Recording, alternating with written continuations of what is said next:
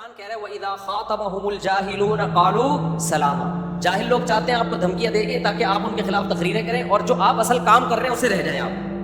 تو اس خاموشی کے لوگ کیا سمجھتے ہیں؟ بزدلی. دیکھو ڈر گیا, دیکھو بزدل آدمی ہے. پھر وہ پروپیگنڈا کرتے ہیں, آپ کو غیرت دلاتے ہیں کہ آپ بولو. اگر آپ ان کی باتوں میں آگے بولنا شروع کر دیا اس کا مطلب آپ بہادر نہیں ہو بلکہ آپ پرلے درجے کے بے وقوف ہو کہ جو باطل چاہتا تھا آپ نے اپنے آپ کو اسی بحث میں ڈال دیا. تو مصلحت اور بزدلی دونوں بالکل الگ الگ چیزیں ہیں, سمجھتے ہو؟ تو اللہ کا شکر ہے ہم مصلحتاً بہت سی چیزوں پہ خاموش ہو جاتے ہیں. بزدلی کی وجہ سے میں اللہ سے امید کرتا ہوں انشاءاللہ کہ میں بزدلی کی بیس پہ خاموش نہیں ہوتا. سمجھتے ہو؟ مصلحتاً لوگ دھمکیاں دیتے ہیں, یہ کر دیں گے وہ کر دیں گے, اگنور کرتے ہیں, جانا دے یار, نام بھی نہیں لیتے ان کا, ٹھیک ہے چھوڑو. وجہ اس کی ہے کہ ان کا تو کام ہی یہی ہے. ہم بھی اگر دھمکیاں دیں گے تو ایک نئی جنگ چھڑ جائے گی یوٹیوب پہ. اس سے کیا فائدہ ہوگا؟ جو کام ہے ہمارا ہے وہ رہ جائے گا. تو ایسے موقع پہ قرآن کی تعلیمات ہے فاعفو واصفحو, در انداز کرو, معاف کرو, درگزر کرو, تاکہ آپ کا جو اصل ہدف ہے, جو آپ کا اصل کام ہے, آپ کسی کے بہکاوے میں آ کے اپنے اصل کام کو نہ چھوڑیں. سمجھتے ہو کہ نہیں سمجھتے؟ تو میں بات عرض کر رہا تھا میرے بھائی, اللہ کے نبی نے پناہ مانگی بزدلی سے بھی, اور کسل کسے کہتے ہیں؟ سستی سے بھی. ومن البخل, کنجوسی سے بھی. یہ بھی بہت بڑا عیب ہے, جیب سے پیسہ نکلتا ہی نہیں ہے. لیکن ابھی میں ایک چیز کو فوکس کروں گا, سستی کو, کیونکہ اس کا نیند سے بڑا گہرا تعلق ہے. تو ہمارے ہاں خانقاہیں ہوتی ہیں, اہل اللہ الحمدللہ لوگوں کی تربیت کر رہے ہیں, لیکن ایک کامن مسئلہ جو ہمیں دیکھنے میں آتا ہے دینداروں میں بھی, جس کی طرف ہماری توجہ نہیں ہے, وہ مسئلہ ہے سستی. سست آدمی نہ دین کا نہ دنیا کا. تو میں سوچ رہا ہوں اپنی اصلاح کے لیے بھی اور آپ لوگ کی اصلاح کے لیے بھی نا ایک ڈیجیٹل خانقاہ, جس کا میں تجربہ ایک دفعہ کر چکا ہوں. اس خانقاہ میں کیا تھا, 3 دن ہم نے لوگوں کو بلایا تھا, 6-7 سال ہو گئے. تو بھائی صبح اتنے بجے تمہارے باپ کو بھی اٹھنا ہے, سمجھتے ہو؟ اس کے بعد تہجد پڑھ کے دعا مانگنی ہے, معمولات پورے کرنے ہیں, پھر جاگنگ کرنی ہے ہر مرید کو, ٹھیک ہے؟ شیخ بھی دوڑے گا. شیخ میں تھا, شیخ بھی کیا کرے گا؟ شیخ کا باپ بھی دوڑے گا. کیونکہ اگر پیر دوڑ نہیں سکتا اور جوان بھی ہو پیر, تو مشائخ ہوتے ہیں, بزرگ ہوتے ہیں, وہ الگ بات. تو بھائی جو دوڑ نہیں سکتا نا, وہ دنیا میں کوئی کام نہیں. اس کی صحت ہی ٹھیک نہیں ہوگی تو کیا کام کرے گا؟ وہ تو کولیسٹرول کا ڈبہ ہوگا, گھی کا ڈبہ ہے. گھی کے ڈبے سے آپ کیا امیدیں لگاؤ گے؟ ہے بھائی, چل نہیں سکتا, دوڑ نہیں سکتا. تو اس میں ہم نے یہی کیا, اس میں پروفیسر تھے یونیورسٹیوں کے پاس, بڑے اچھے اچھے لوگ آئے تھے. ہم نے کہا آپ صبح دوڑیں گے. اب وہ دوڑ رہے ہیں. اب جس کو دوڑنا نہیں آتا, پہلے ہم نے کہا آپ واک کریں, تھوڑا تیز واک کریں اتنی دیر, پھر آہستہ آہستہ ہلکا ہلکا دوڑیں. دوڑیں گے, واک سے کام نہیں بنے گا, دوڑنا ہونا چاہیے. میں نے ایسے ایسے کیس دیکھے جن کو میں بہت زیادہ پرفیکٹ سمجھتا تھا ان کی صحت تو ہٹو بچوں ہے یار, 4 قدم دوڑے اور گر گئے. آپ اندازہ لگاؤ, جب یہ حال ہو کہ آپ چل نہیں سکتے, آپ دوڑ نہیں سکتے, تو آپ دین یا دنیا کے کسی کام کے ہو سکتے ہو آپ؟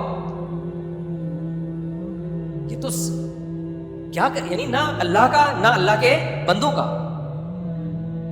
جو سست آدمی ہے وہ 5 ٹائم تکبیر اولیٰ کے ساتھ نماز پڑھ سکتا ہے, وہ تو اٹھنے میں گھنٹہ لگا دے گا.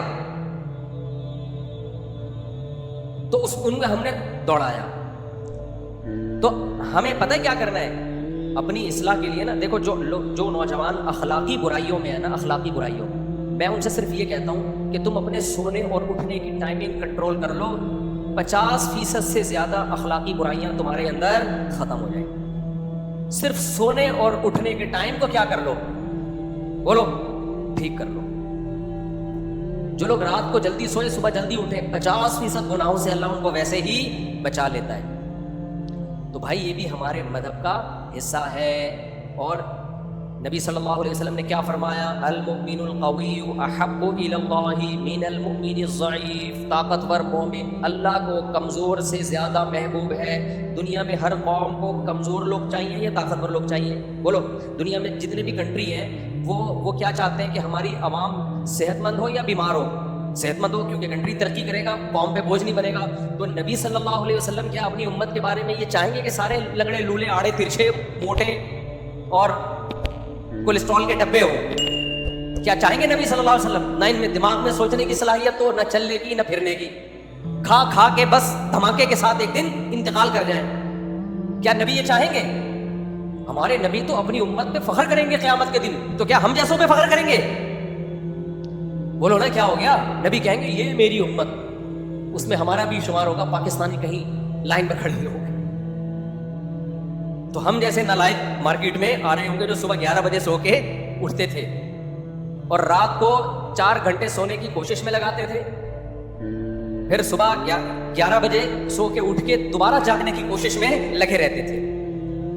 تو بھائی یہ ہمارے مذہب کا حصہ ہے. اپنے آپ کو چست بناؤ, سستی کو مارکیٹ سے ختم کرو. گرمی لگ رہی ہے, لگنے دو, ٹھیک ہے نا.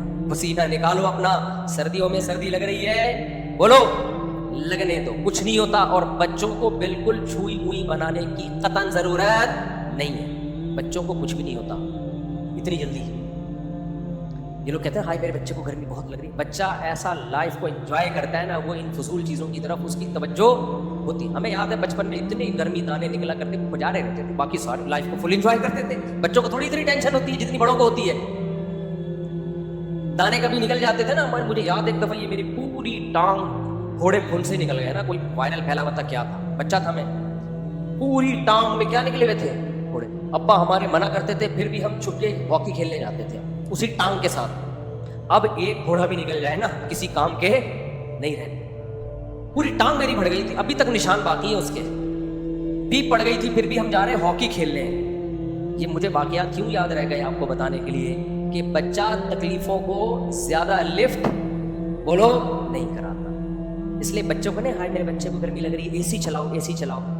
اس کو نہیں پتا چل رہا ہوگا, وہ پسینہ نکلے گا, اس کو گرمی دانوں کا بھی پتا نہیں چلتا. اس کو خدا کے لیے چھوئی موئی مت بناؤ, اس کو تھوڑا سا اسٹرانگ کرو, اس کو گرمی جھیلنا سکھاؤ.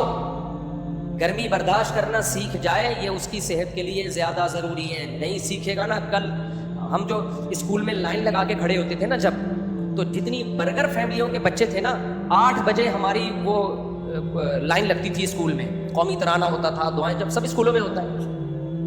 تو جس گرمیوں میں پتہ کیا ہوتا تھا, جون میں 8 بجے 4-5 لڑکے لڑک جاتے تھے اس میں, جو برگر فیملیوں سے جن کا تعلق تھا. 4-5 کیا ہو جاتے تھے لائن میں کھڑے کھڑے. بھائی 8 بجے اسمبلی ہو رہی ہے, 15 سے 20 منٹ کا وہ ٹائم تھا. 15 سے 20 منٹ ان برگر فیملیوں کے لیے 15 منٹ تک دھوپ میں کھڑا ہونا ان کے لیے ممکن نہیں.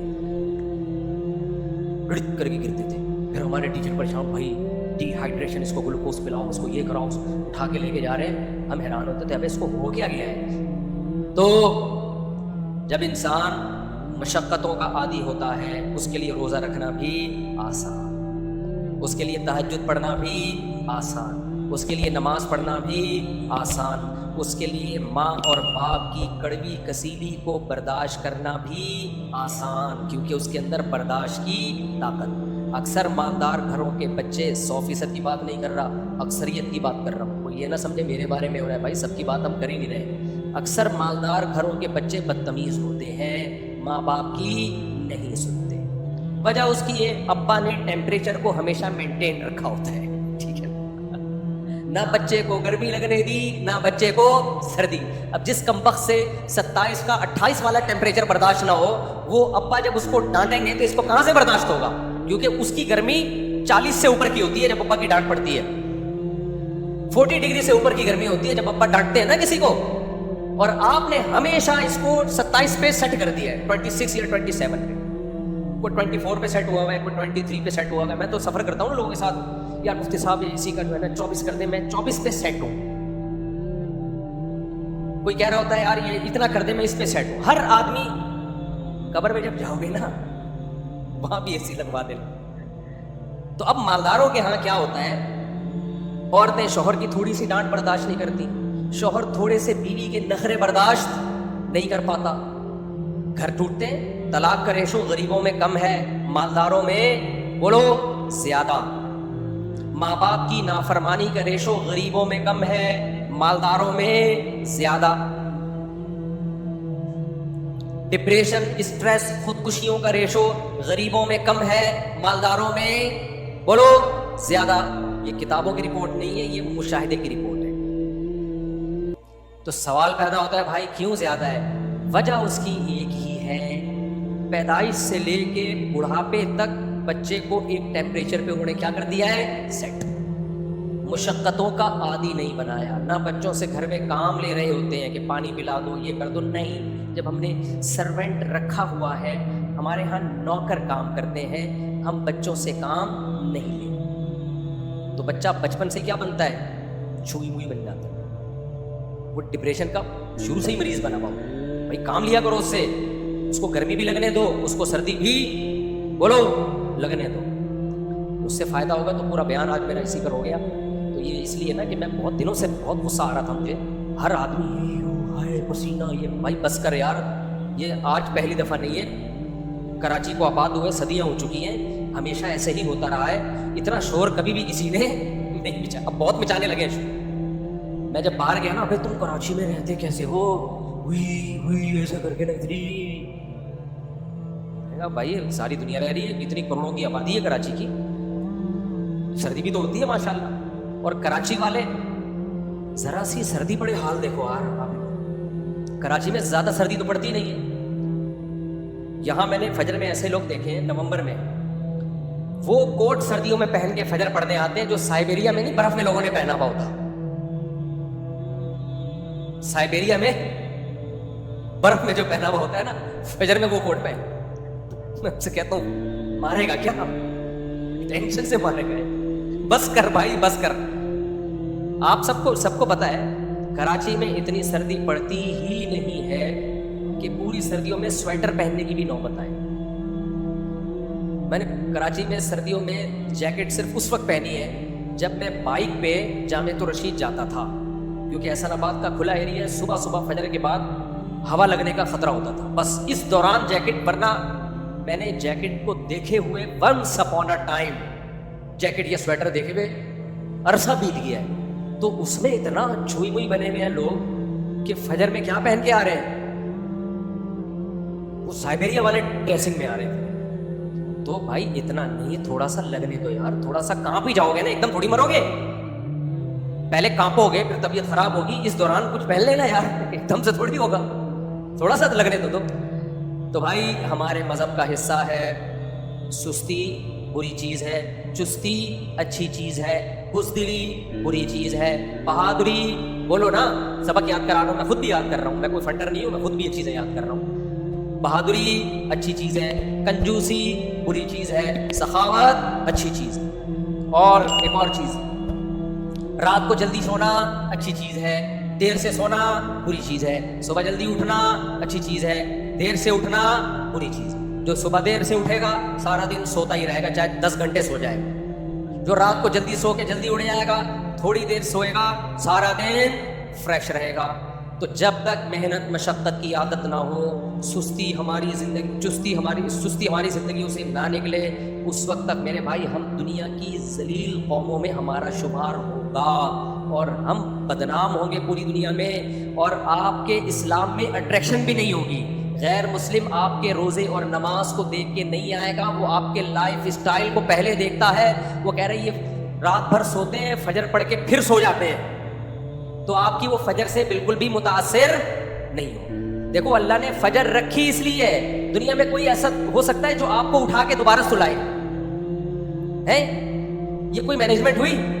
اللہ نے فجر رکھی اس لیے ہے کہ بس بہت سو لیے، اب یہ سونے کا ٹائم نہیں. اللہ نے اس لیے تو ہم نے ایسی چالاکی کی، ہم نے کہا اللہ تو ہمیں صبح جلدی اٹھانا چاہتا ہے، ٹھیک ہے اٹھ جائیں گے پھر سو جائیں گے دوبارہ. اللہ میاں کہا تم کر کیا رہے ہو یار؟ میں نے اٹھایا اس لیے تھا کہ بہت سو لیے. دیکھو ہر عبادت کی ایک حکمت ہوتی ہے کہ نہیں ہوتی؟ ہر عبادت کی ایک حکمت مسلط ہوتی ہے. جیسے قرآن کہہ رہا ہے روزہ رکھنے کی حکمت کیا ہے؟ تمہاری کنٹرولنگ پاور بڑھے اور تم گناہ چھوڑو. ہم نے کہا اللہ کوئی بات نہیں، ہم روزہ رکھیں گے اور فلم دیکھ کے روزہ پاس کریں گے، غیبتیں کر کے ٹائم پاس کریں گے. تو اللہ میاں کہے گا نا کہ کمبختوں میں نے تمہیں روزہ جو رکھوایا تھا تاکہ گناہ سے بچنے کی طاقت بڑھے، تم الٹا اسی روزے کو پاس ہی گناہ کر کے کر رہے ہو. تو روزہ تو پھر بھی ہو جائے گا، لیکن یہ کر کیا رہے ہو تم؟ ہر عبادت میں ایک مصلحت ہے نا. تو فجر کی نماز میں حکمت اور مصلحت یہ ہے کہ مسلمان قوموں کے کاموں کا آغاز فجر سے شروع ہو. تھائی لینڈ میں نے فجر میں مارکیٹیں فل کھلی ہوئی دیکھی ہے. بہت سارے کنٹری میں فجر کے وقت ساری مارکیٹیں کھلی ہوئی، فل رش ہوتا ہے بازاروں میں.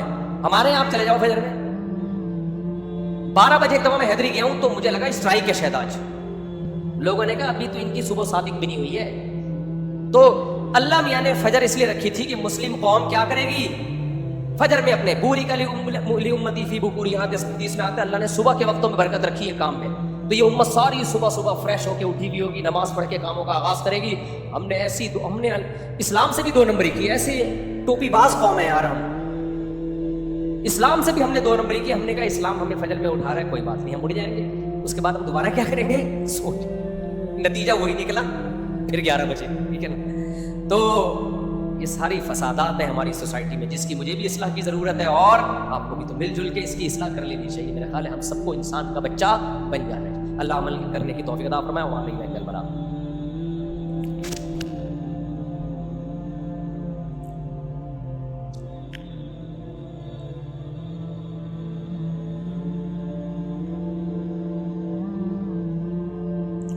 ये अभी जो आज मैंने बयान किया है ना गर्मी के फ़ज़ाइल पर, पसीना वसीना, ये वो डिहाइड्रेशन होता है ना, डॉक्टर कहते हैं तो ये करो वो करो।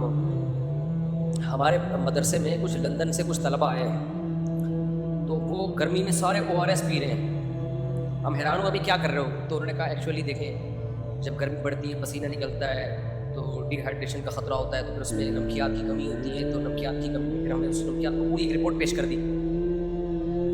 मैंने कहा बस करो खुदा के लिए, बस करो। तो सारी ज़िंदगी से लोग गर्मियाँ झीलते आए हैं, गर्मियों में खेतों में काम करते आए हैं, तो उनको शायद आदत नहीं है। वो तो ज़ाहिर है UK लंदन से आए हुए लोग हैं, उनके लिए तो शायद सही हो वो बात। तो आप ना जेब में ORS की पुड़ियाँ रखें या पानी बना के रखें, ORS का पानी बना के बोतल साथ में रखी, पिए नहीं, पीना नहीं है उसको। वो इसलिए कि अल्लाह ना करे कोई इमरजेंसी हो गई तो पी ले, और एकदम से कुछ भी नहीं होता, पहले महसूस होगा आपको कुछ हो रहा है। तो जब तक महसूस ना हो, मैंने देखा है महसूस कुछ भी नहीं हो रहा और ORS पे ORS पिए जा रहे हैं लोग, गर्मी लगने दे नहीं रहे हैं। अब डॉक्टर लोग कहते हैं ना गर्मियों में तरबूज का पानी पिए और ORS पिए और बढ़ा दें नमकियात की कमी। भाई उसके लिए है जो नमकियात की कमी तो होना। लोग सिर्फ गर्मी का मौसम देख के ORS पी रहे हैं कि चूंकि जून का महीना चल रहा है लिहाजा हमने क्या करना है, नमकियात की कमी। नमकियात की कमी चाहे जून का महीना हो, जुलाई का महीना हो, एयर कंडीशन में नमकियात की कमी नहीं होती। ये सारी डॉक्टरों की बातें उन लोगों के लिए जो पसीना निकाल रहा हो, गर्मी में चल रहा हो, फिर रहा हो, लोगों का पसीना निकल कर रहा है फिर भी ORS की बोतलें लेके घूम रहे हैं। यानी दफ्तर में 18 टेम्परेचर पे बैठे हुए, वहां से निकल के गाड़ी में जाने के दौरान जो 2 मिनट लगते हैं ना, उसके लिए ORS की बोतल उन्होंने संभाली भी। कार में बैठे फिर एयर कंडीशन है, घर में आए फिर AC लगा हुआ है, फिर भी ORS पियोगे तो मरोगे, प्रोग्राम क्या होगा, बढ़ जाएगा। तो ये डॉक्टर कहते हैं ना डिहाइड्रेशन तो होने तो दो कुछ होने दो। जैसे बाज़ दफ़ा हमारे साथ भी 1-2 दफ़ा एक्सरसाइज के दौरान हुआ, गर्मी में बहुत पसीना निकला तो मुझे अंदाज़ा हो गया खोपड़ी क्या कर रही है, तो फ़ौरन ORS वगैरह पी के सेट हुए। बाज़ दफ़ा होता है वंस अपॉन अ टाइम कभी बहुत ज़्यादा आदमी पसीना निकाल देता है हद से ज़्यादा, तो नमकियात की कमी हो जाती है, तो फ़ौरन पी लेना चाहिए, फिर मर जाता है। 10-15 मिनट लगते हैं आदमी के इन्ना लिल्लाह होने में। तो अगर वो ऐसा हो जाए ना बहुत जल्दी मरता है, तो वो रखे, लेकिन कुछ होने थे। तो अभी कुछ हो नहीं रहा है, सिर्फ जून का महीना और अखबार में या मोबाइल पे टेम्परेचर चेक किया, बाहर टेम्परेचर कितना चल रहा है, भाई फ़ौरन ORS की बोतल। भाई बाहर चाहे जहन्नम की आग भी जल रही हो ना, आप तो एयर कंडीशन रूम में बैठे हुए हो, आप तो AC से निकल के गाड़ी में AC में बैठते हो, वहाँ से निकल के आप घर में चले जाते हो, वहाँ भी बेगम ने AC चला के रखा हुआ है, तो फिर किस चक्कर के आप तरबूज भी खा रहे हो और ORS भी पी रहे हो, उससे कोई फ़ायदा, बल्कि उल्टा क्या होगा, नुकसान होगा। नमकियात बिला वजह बॉडी में बढ़ेंगे। मुफ्ती साहब, अगर किसी शख्स का विरासत का मसला है, अगर इसने अभी तक बहन भाइयों को हिस्सा नहीं दिया, अगर वो 36 रिश्तेदार की गाय या फिर किसी भी गाय में हिस्सा डाले, तो क्या उसकी गाय में हिस्सा डाल सकते हैं? डाल तो सकते हैं हिस्सा, क्योंकि ज़रूरी थोड़ी कि वो हराम पैसों से हिस्सा ले रहा हो, आपको क्या पता, हो सकता है अपने पैसों से हिस्सा ले रहा हो। तो जब तक हमें पता नहीं है तो तफ्तीश की इजाज़त नहीं है। बाकी जो उसने बहनों को हिस्सा नहीं दिया, बहनों की विरासत नहीं दी, ये कबीरा गुनाह है, इसका उसको दुनिया में भी बेबरकती होगी और आखिरत में भी अजाब भुगतना पड़ेगा। विरासत आजकल कोई तकसीम नहीं करता भाई, हमने बहुत देख लिया है। मुफ्ती साहब, बहुत अहम सवाल ये इसकी वजाहत करते हैं कि जब इंसान परेशानियों के दलदल में हो تو ان پریشانیوں کو اللہ کی آزمائش سمجھے یا اپنے گناہوں کا وبال سمجھے.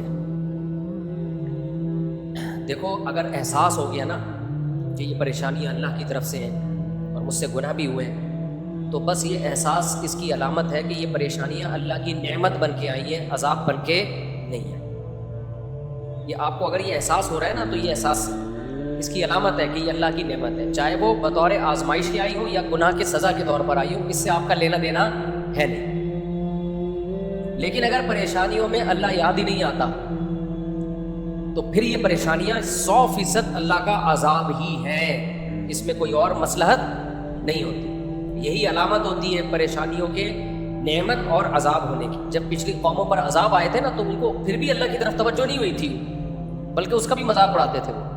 تو جو دین پہ نہیں چلتے ان پہ جب پریشانیاں آتی ہیں وہ اس کو نیچر کا حصہ سمجھتے ہیں اور اس کو وہ اللہ کی طرف سے سمجھتے ہی نہیں ہیں اور اللہ کی طرف مائل ہوتے ہی نہیں ہیں. مفتی صاحب، دل اور دماغ کا سکون کن چیزوں میں روحانی سکون کسے کہتے ہیں؟ دیکھو انسان جب مینٹلی ڈسٹرب ہوتا ہے تو اس کو بے سکونی کہا جاتا ہے. اسٹریس ہے جس کی بہت ساری اصطلاحات ہیں آج کل، آپ کو جو نفسیات کے ماہر نفسیات ہوتے ہیں وہ بتائیں گے انزائٹی میں، ڈپریشن میں، اسٹریس میں کیا فرق ہے، ٹھیک ہے نا. دیکھو جب بھی بے سکونی ہوتی ہے اس کی 2 وجوہات میں سے ایک وجہ ہوتی ہے. یا تو اس کی وجہ ہے کوئی باڈی یعنی کوئی مادی وجہ، ہم اس کو کہہ سکتے ہیں آسان زبان. مثال کے طور پر آپ کی نیند ہی پوری نہیں ہوئی ہے. اب آپ اللہ پہ کتنا توکل، کتنا اعتماد، اللہ سے کتنا مضبوط تعلق، پھر بھی آپ بے سکونی میں آؤ گے کیونکہ آپ کی باڈی ڈسٹرب ہے.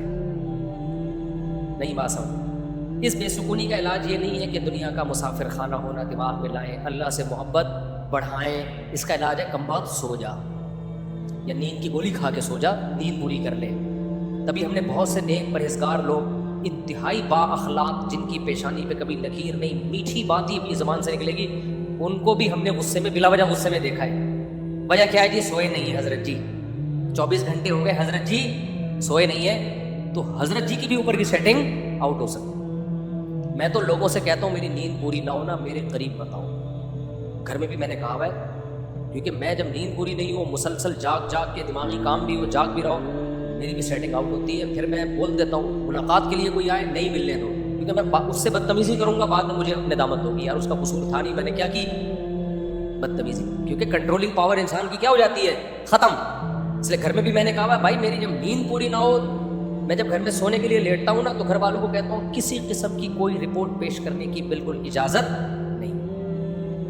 یہ تھا وہ تھا، گھر میں تو 100 قصے ہوتے ہیں نا. اٹھ جاؤں نا پھر بتاؤ، پھر کوئی الٹی بات بھی ہوگی تو کھوپڑی زیادہ نہیں گھومے گی، تھوڑی سی گھومے گی. نیند پوری نہیں ہوئی کیونکہ اب آپ سونے کے لیے لیٹے اور گھر والوں نے کوئی ایسی بات کی جو آدمی دل پہ لے گیا، صحیح ہے نا، وہ زیادہ لے کے جاتا ہے پھر. یا کوئی اچھا سوتے میں موبائل بھی اس لیے میں نہیں دیکھتا موبائل، وجہ اس کی یہی ہے موبائل پہ الٹی سیدھی خبریں آ رہی ہوتی ہیں، آدمی اسٹریس میں جاتا ہے، تھکا ہوا ہوتا ہے نا جب سونے کے لیے لیٹتا ہے، تو تھکے ہوئے میں انسان کی سینسٹیوٹی بڑھ جاتی ہے، حساسیت بڑھ جاتی ہے. اب سونے کے لیے لیٹے تو اس وقت جب آپ تھکے ہوئے ہو آپ کی سینسٹیوٹی بڑھ جاتی ہے، آپ اس کو زیادہ سیریس لینا شروع کر دیتے ہو. ایسے موقع پہ آپ کی نیند گئی دیکھ لیتے، پھر جاگے ہوئے ہمیں ان کو یہ کیوں بول دیا، اس نے یہ کیوں بول دیا، پہلے کچھ اور بول لیتے اب یہ کیوں بول دیا. آدمی غصے میں، ہمارا لینا دینا کچھ ہے نہیں، بلا وجہ ہم بستر پہ کھڑا بازیاں کھا رہے ہیں. پھر ایک کلپ آ گیا تربوز کے فضائل پر. تربوز بہت زبردست چیز ہے، اتنی نہیں بھائی جتنی اس کو ایسا جیسے سونے کے نوالے کھا رہے ہو آپ. گرمیوں میں تربوز یوٹیوب پہ یہی آ رہا ہوتا ہے نا، اتنا بڑا چڑھا کے پیش کر دیا بے بھائی تربوز ہی کا ٹرک لے کر آؤ، اب گھر میں اب آٹے دال کی ضرورت نہیں. پھر آدمی کہتا ہے یار اتنا تو نہ پھینکو یار، بہت فائدہ مند چیز ہے، اس میں 2 رائے نہیں ہے، اتنا تو نہ پھینکو. اس پہ پھر مجھے غصہ آنا شروع ہوتا ہے اگر تھکا ہوا ہوں کہ بھائی تو کیا کر رہا ہے یار، لوگوں کو کیا لہسن، ایسے ایسے لہسن کے فضائل ہیں. آدمی کہتا ہے سب کچھ کچن سے اٹھا کے باہر پھینک دو، صرف اب لہسن ہی سے روٹی کھایا کریں گے ہم. یوٹیوب پہ ایک سے ایک پھینکو پڑا ہوا ہے، اچھے لوگ بھی ہیں، سارے پھینکو نہیں ہیں. تو اس سے کیا ہوتا ہے، پھر ملک میں کوئی الٹی سیدھا کلپ آ گیا اسٹیٹ کے خلاف، یا کوئی کسی نے لمبی پھینک دی ملک کی حالات، پھر یہ ہو گیا پھر وہ ہو گیا. ایک اور ڈاکو نے بندے کو مار دیا. اس سے ہم ڈاکو کو تو پکڑ نہیں سکیں گے، لیکن کیا ہوگا، نیند کیا ہو جائے گی، اڑ جائے گا, آدمی ڈپریشن میں جاتا ہے. اس لیے بہتر ہے سونے سے 1-2 گھنٹے پہلے دیکھو ہی نہیں دنیا میں ہو کیا رہا ہے. آپ کے جاگنے سے اگر ملک کے حالات ٹھیک ہو جائے نا پھر تو جاگ بھی لے آدمی نا. یہ سارے ڈاکو پکڑے جائیں تو ہم جاگ بھی لیں. جب لاشیں تڑپتی ہوئی کراچی کی سڑکوں پہ نظر آتی ہیں یا غزہ کے حالات کی ویڈیوز آپ کے سامنے آتی ہیں تو نیند آئے گی پھر آپ کو رات کو؟ وہاں لاشیں تڑپتی ہوئی آ رہی ہیں, غزہ میں کیا کچھ ہو رہا ہے. تو ہمارے جاگنے سے غزہ کے حالات تو ٹھیک ہوں گے نہیں, ہمارے اپنے حالات بھی کیا ہو جائیں گے, خراب ہو جائیں گے. ہم کچھ کر بھی نہیں سکیں گے ان کے لیے, پھر جو تھوڑا بہت صحیح دماغ کے ساتھ کر سکتے وہ بھی نہیں کر پائیں گے. تو اس لیے اپنی نیند کو بہت کنٹرول کرنے کی کوشش کریں. بے خوابی سے جتنی اسٹریس, جتنی ڈپریشن, جتنے مسائل کھڑے ہوتے, طلاقیں ہوتی ہیں بے خوابی میں, پتہ ہے آپ کو. شوہر کئی راتوں سے جاگا ہوا ہے, بیگم کی تھوڑی سی بات پہ غصے میں طلاقیں نکالتی ہیں اسے. آپ نے فجر کی نماز میں دیکھا ہوگا کہ لوگ تمیز سے بیٹھے ہوئے ہوتے ہیں. اگر امام 2 منٹ لیٹ بھی ہو جائے نا کوئی پیچھے مڑ کے نہیں دیکھتا. ظہر میں کیا ہوتا ہے 1 منٹ پہلے پیچھے مڑ کے دیکھ رہے ہوتے ہیں کہاں ہے امام. حالانکہ وہی سچویشن فجر میں ہوتی ہے, وہی ظہر میں ہوتی ہے, لیکن مقتدیوں کا جو ایٹیٹیوڈ ہے اس میں زمین اور آسمان کا فرق ہوتا ہے فجر میں اور ظہر میں. امام لیٹ بھی ہو جائے نا مقتدی تمیز سے بیٹھے ہوئے ہوتے ہیں, ذکر اذکار. وجہ کیا ہے, سو کے اٹھے ہوئے ہیں, اسٹریس اور ڈپریشن میں نہیں ہے. کہتے ہیں کوئی بات نہیں, اگر 2 منٹ لیٹ بھی ہو گیا تو کوئی قیامت نہیں آ جائے گی, تمیز سے سکون سے بیٹھے ہو. ظہر میں سکون نہیں ہوتا, نیندیں پوری نہیں ہوئی ہوتی, پیچھے مڑ کے دیکھ رہے ہوتے ہیں کہاں رہ گیا امام ہے بھائی. تو اس لیے ٹینشن کو دور کرنے میں سب سے پہلی جو چیز ہے وہ کیا ہے, ٹائم کی نیند. میں نے ابھی بیان میں بتایا نا 11 بجے تک سو کے اٹھو گے نیند پوری نہیں ہوگی, چاہے سارے دن سوتے رہو. اللہ نے رات بنائی ہے سونے کے لیے, جلدی سو جلدی اڑ جاؤ. تو یہ ہے. اسی طرح جسم میں کوئی خرابی ہے آپ کی, کوئی تکلیف ہے, پین ہو رہا ہے بار بار, وہ بھی آپ کو اسٹریس پہ رکھتا ہے, آپ کبھی بھی خوشی میں نہیں ہوتے. تو ٹینشن دور کرنے کے لیے اپنی صحت کا بہت زیادہ خیال رکھنا ضروری ہے. جس آدمی کا کولیسٹرول بڑھا ہوا ہے, جس کا نارمل ہے, دونوں ایک جیسی حالت میں کبھی بھی نہیں ہوتے. سمجھتے ہو؟ جس کا کولیسٹرول بڑھا ہوا ہوتا ہے نا, فیٹ زیادہ ہو وہ ٹینشن میں ہوگا, جس کا ویٹ زیادہ ہو وہ ٹینشن میں ہوگا, جس کا ویٹ کنٹرول میں ہو وہ کم ٹینشن میں ہوگا. میں نے پاناما میں ایک ویڈیو بنائی تھی, آپ کو پتا ہوگا. 2 آدمیوں کی میں نے تصویر دکھائی پرانی, پورے گول مٹول سے تھے وہ. پھر انہوں نے آپریشن کروایا اور کتنے ہو گئے, آدھے سے بھی کم ہو گئے. آپ نے دیکھا ہوگا نا, پاناما میں ایک بلاگ بنایا تھا. آپ کو پتا ہے ان لوگوں نے ہمیں بتایا کہ ہم جب موٹے تھے ہر وقت ڈپریشن میں رہتے تھے ہم, اور جب ہم دبلے ہوئے ہیں نا تو باقی فائدے تو بعد میں, ذہنی سکون بہت ملا ہے ہمیں. کہہ رہے ایسا لگا جیسے نئی زندگی اللہ نے دے دی ہو. تو پوری باڈی کا انسان کے دماغ سے تعلق ہوتا ہے. تو اپنی صحتوں کا اسی وجہ سے میں کہتا ہوں بھائی تھوڑا خیال کرو, کھانے پینے میں کنٹرول کرو, بھاگو دوڑو, ایکسرسائز کرو, نیند پوری کرو. اس سے کیا ہوگا, آپ ڈپریشن میں بولو نا نہیں جاؤ. یہ ایک وجہ ہے. تو یہ وجہ تو کافر اور مسلم دونوں میں کیا ہے, کامن ہے. دوسری ایک وجہ ہے جو صرف مسلمان کو اللہ نے وہ پیکج دیا ہے, وہ پیکج غیر مسلم کے پاس نہیں, وہ ہے روحانی وجہ. ہم چاروں طرف کے مسائل سے متاثر ہوتے ہیں, ہم دنیا سے دل لگا بیٹھتے ہیں, اللہ پہ اعتماد اور توکل نہیں ہوتا. یہ ساری چیزیں انسان کو ٹینشن دیتی ہیں. جس کا اللہ سے لنک ہوتا ہے, اللہ پہ اعتماد اور توکل ہوتا ہے, وہ بڑی بڑی ٹینشنوں کو بھی برداشت کر لیتا ہے. جس کا اللہ پر اعتماد اور توکل نہیں ہوتا, چھوٹی سی ٹینشن بھی خودکشی کرانے کے لیے کافی ہوتی ہے اس کو. جو دنیا سے دل لگاتا ہے, دنیا کو مسافر خانہ نہیں سمجھتا. میرے امریکہ والے ولاگ دیکھ دیکھ کے ڈپریشن میں جاتا ہے کہ اتنا خوبصورت کنٹری, دنیا کے مسافر خانہ والے بیان اس نے سنے نہیں ہوتے. تو وہ صرف یہاں انڈا موڑ پہ رہ کے ڈپریشن میں جانے کے علاوہ اس کو کچھ بھی حاصل نہیں ہوتا. یار اتنا خوبصورت کنٹری اور ہم دیکھو کہاں پڑے ہوئے ہیں, یار دیکھو یہ تو دنیا ہے اور دیکھو ہم. ابے بھائی چھوڑ دے, جتنا بھی خوبصورت کنٹری ہو, جانا انہوں نے بھی قبرستان میں, جانا ہم نے بھی کہاں ہے, قبرستان میں. جگہ جی لگانے کی دنیا نہیں ہے, یہ عبرت کی جا ہے, تماشا نہیں ہے. ہوئے نامور بے نشاں کیسے کیسے, زمین کھا گئی آسماں کیسے کیسے, کیسے کیسے مشہور لوگ تھے, نام و نشان مٹ گیا ان کا, اور بڑے بڑے آسمانوں کو زمینوں نے کھا کے ختم کر دیا. ایک دور تھا ان کا روک دبدبا, ان کے نام سے لوگ تھر تھر کانپا کرتے تھے. زمین نے کھا کے ایسا ملیا میٹ کیا کہ قبروں کے نشان بھی نہیں ملتے. تو میں اور آپ اس کھیت کی مولی ہے. آج لوگ کہتے ہیں مفتی صاحب آپ اتنے مشہور ہو کے اب آپ چینج ہو گئے ہو. ابے ہمیں پتہ ہے جتنے بھی مشہور ہو جائیں, کتنے بھی لوگ گلے ملے, ہاتھ چومے, سیلفیاں لیں, کل ہم نے بھی کہاں جانا ہے بھائی, تھوڑے دنوں میں مرے ہوئے ہوں گے, جنازے پہ لیٹے ہوئے ہوں گے, 4 پھٹے پہ لیٹ. میں تو سوتا بھی پھٹے پہ ہوں, مجھے گدوں پہ نیند ہی نہیں آتی. میں کہتا ہوں تھوڑا سا وہ والا پھٹا بھی یاد رہے گا ہمیں اس سے. میں پٹے پہ سوتا ہوں نا میں، تو مجھے یاد آتا ہے فوراً جنازے کا پٹا یاد آتا ہے. اپنے آپ کو بولتا ہوں دیکھ آج تو اس پٹے پہ سو رہا ہے، کل ایک سچی مچی کے پٹے پہ سوئے گا. سمجھتے ہو؟ پھر کیا ہوگا؟ دفن کر کے لوگ آ جائیں گے، 2-4 دن باتیں بنی، کچھ مخالفین خوش ہو رہے ہوں گے، جو فینس ہیں وہ تھوڑا سا ہائے یار مفتی صاحب اتنا اچھا شادیوں پہ بیان کرتے تھے، اب کوئی نہیں رہا وہ بات، اب شادیوں پہ وہ والا بیان ہو ہی نہیں رہا. حالانکہ کرنا کرانا تم لوگوں نے پھر بھی کچھ نہیں ہے یار، وہ لک ہی نہیں آ رہا جو مفتی صاحب جو کرتے تھے. 2-4 دن کے بعد قصہ ختم.